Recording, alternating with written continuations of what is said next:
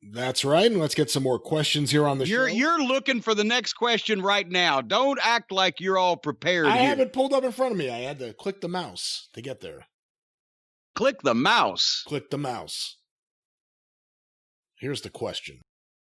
This was sent to CornyDriveThru. You surly bastard. This was sent to CornyDriveThru@gmail.com from Ryan in New Brunswick, Canada.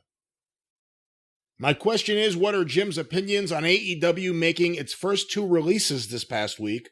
Jimmy Havoc and Bea Priestley. Havoc was a clown who made Eddie Kingston look like Scott Steiner. Oh my God. With his legal issues outside of the sport, this is no shocker. Priestley, however, has always intrigued me. The last time we saw her was pre-pandemic, when she turned on her tag team partner, then champion Nyla Rose. As you once put it, this woman is, quote, hotter than a blowtorch in a microwave and has a ton of upside. I believe she is still stuck in Europe and can't get back, similar to Walter and Pac. The timing of Priestley's release is odd considering AEW is currently doing their women's tag team tournament, with many participants debuting in the company. What are your opinions on these releases? Well, you've just answered your own question. They released her because she's in England, and one way or the other, either she can't get here, or if she gets here, she can't go back home because, and rightfully so, most other countries do not want people from the United States coming bringing the goddamn COVID because we're so fucked up we can't control it, and we're worse than fucking Brazil, for fuck's sake. So Canada's building a fucking Mexico wall on us. So it's still a business. They never said she couldn't ever come back ever, but I can't understand why you wouldn't start releasing people that who knows when you're going to be able to use them. So I don't see any reason that would indicate they didn't like her work or whatever. Just, it's like Ron and Don Harris. They lived in Nashville. And they called me up, and I started booking them in Knoxville, right, for Smoky Mountain Wrestling. But then they called me like the first or second week and said, okay, we're moving to Jacksonville. I said, where? Jacksonville, Florida. I said, you just started working well, we got family down there and a blah, blah, blah. So they actually drove up from Florida every weekend. They were living across the state when I booked them. As soon as I booked them, they moved to Florida.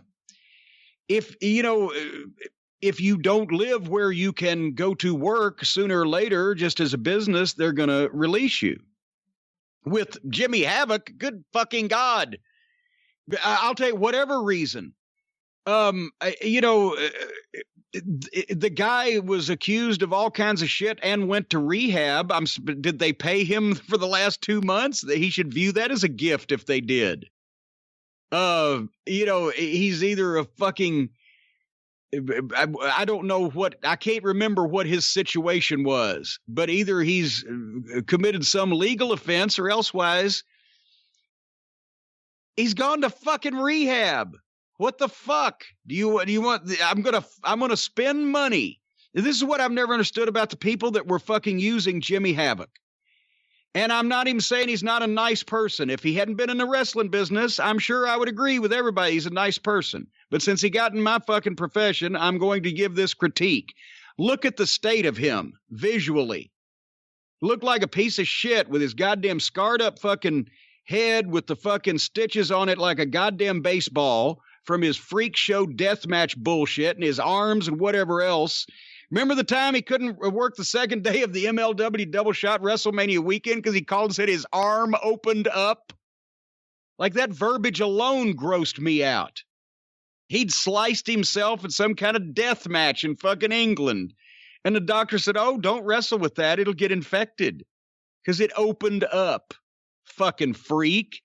160 fucking fishy white pounds and this goddamn British punk rock fucking haircut and gimmick and whatever the fuck, and using thumbtacks and barbed wire and fuck. I viewed him, and I'm sorry if this offends him or hurts his feelings, I viewed him like the fucking goof, the geek, biting the head off the live chicken at the fucking county fair in fucking Pascagoula, Mississippi in 1952 when such a thing was still allowed. What the fuck? look at the visual state of him and the things he was allowed to do, bleeding all over the place. He looked like a goddamn poster boy for blood-borne disease to begin with. What'd I say the one time? He looked like he had fucking AIDS without the fun of doing the intravenous drugs first. Just what the fuck? So then he gets accused of sexual abuse and decides to go to rehab, and you got to fly him from fucking England? I wouldn't have fucking give him $50 trans to drive in from fucking Pittsburgh. So I don't know how that was during that period of time. And you go back and look at this from 2016 or 17-ish. Jelly was part of that crowd. Jimmy Havoc was part of this crowd. Some fucking goof on the internet would get hot for 3 months. The Marco Stunt was part of that crowd. They'd get hot on the internet for 3 months, and they'd get booked and flown around all these independent, the poor, mentally challenged human being that does all the jumps off everything and actually got booked on alleged real wrestling shows. He was hot for about 3 months on the fucking internet. And the problem is that a few of these companies actually signed contracts with these freak show fucks, and didn't realize that after 3 months, when everybody got tired of giggling at them on the fucking funny videos, that they still were going to be employed by and have to pay these people to do whatever the fuck it is they claim to be able to do. But then you don't want that on your program, because that's the only way they get over is by fucking eating the dog poop. There's a limited fucking audience for those John Waters classics. And Jimmy Havoc was somebody that appealed to fucking people who like to watch people eat dog poop, that type of fucking thing. And Tony Khan is right now the primary employer in the wrestling industry of wrestlers that are followed for the same reason that they like people who eat dog poop. Because it's just a fucking freak show and a goof on everything.